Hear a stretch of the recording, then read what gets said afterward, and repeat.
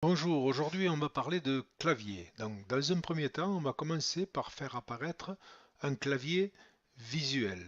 Donc, pour ce faire, on a deux méthodes. Une première méthode qui consiste à écrire ici dans Cortana, clavier. Vous voyez, il apparaît ici clavier visuel. On clique dessus et il nous apparaît le clavier visuel. Voilà. Deuxième méthode, je vais dans Paramètres, Options d'ergonomie, clavier et j'active le clavier. Et voilà, il apparaît. Voilà une première chose. Donc il existe deux sortes de claviers. Des claviers AZERTY, vous voyez, avec les lettres A, Z, E, R, T, Y. Et les claviers, à la place du A, il y a Q, W, E, R, T, I. QWERTY ou AZERTY. Voilà. En France, on utilise un clavier AZERTY. Donc je vais faire apparaître le clavier visuel. Voilà, et je vais le mettre dans la barre des tâches. Voilà, il est ici. Donc je peux fermer, maintenant je l'aurai tout le temps, prêt à être utilisé. Et on va voir ce que ça donne. Je vais commencer à ouvrir le clavier.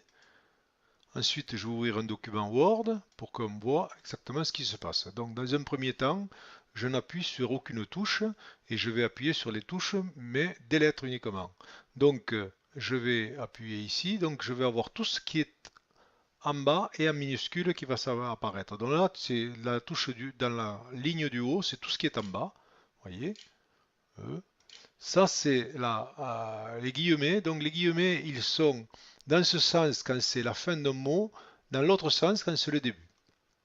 Ensuite, ça c'est le point d'exclamation, la parenthèse, le tiret, le est, c'est cédille, A, ici j'ai la fermeture à la parenthèse et le égal.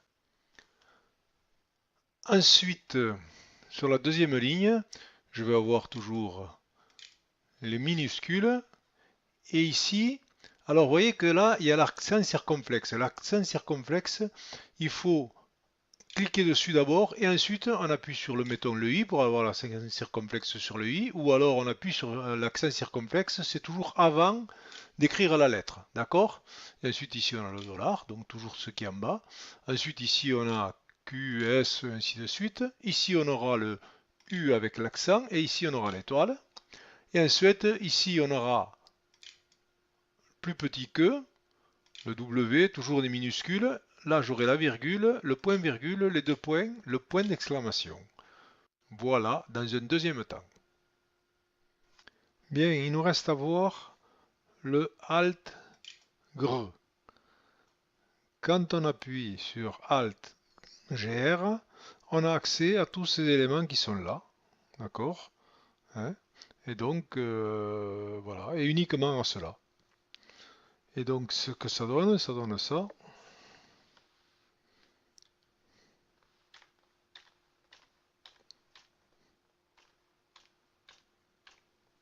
On a l'euro et ceci. Et voilà, on a fini. Je voudrais vous montrer la particularité du tréma. Le tréma, c'est ce qui est ici. Le tréma, il ne se met que sur les voyelles, majuscules ou minuscules. Alors, je ne peux pas vous montrer comment ça se fait exactement parce que sinon, quand je filme, ça fout un peu le bins. Donc, je vais vous montrer ce que ça donne et vous dire ce qu'il faut faire. Donc, je vais le fermer, ça, parce que sinon, ça va me gêner. Voilà, donc je me mets ici, sur une position. Si j'écris en majuscule, je verrouille les majuscules, donc j'écris en majuscule A, D, G. Je veux faire un tréma sur un E, je clique sur le tréma et je fais E. Vous voyez que j'ai un tréma. Je reclique sur le tréma, je fais le A. Je reclique sur le tréma, je fais le O. Je reclique sur le tréma, je fais le I. Vous voyez, donc j'ai les trémas. Pour les minuscules, c'est pas compliqué, on fait la même chose, mais alors on appuie sur la flèche qui est juste en dessous des majuscules, des bourrillages majuscules, donc c'est pour faire les majuscules aussi, donc on appuie sur la flèche, on appuie un seul appui sur le tréma, juste un appui, on lâche la flèche et on appuie sur le A. Et vous voyez, j'ai bien le A minuscule avec un tréma. Je recommence, j'appuie sur la flèche, je reste appuyé, je fais juste un appuyé et je relâche sur le tréma, j'appuie sur le, je lâche la flèche et j'appuie sur le I et voilà.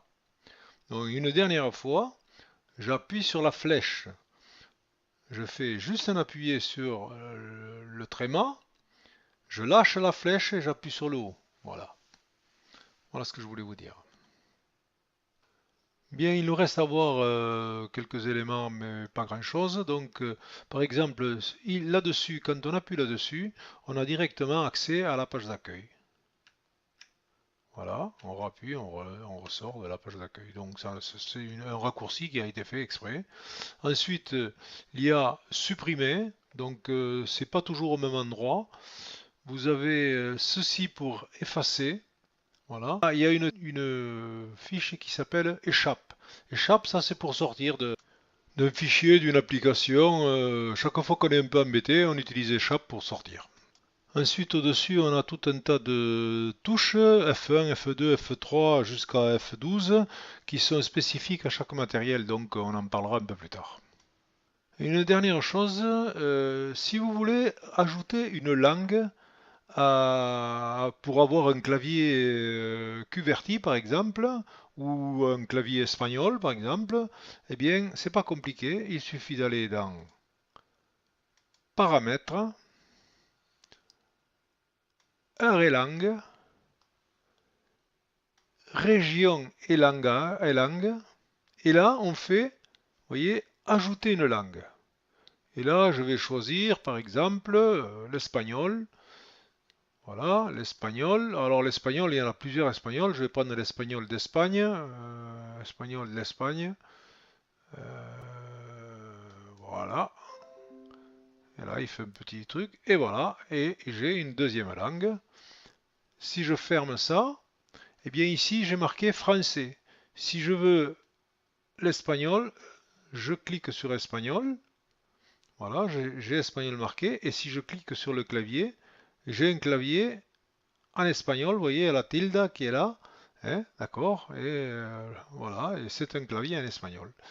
Donc c'est pratique si on veut d'abord, et on a un QWERTY, QWERTY, voilà.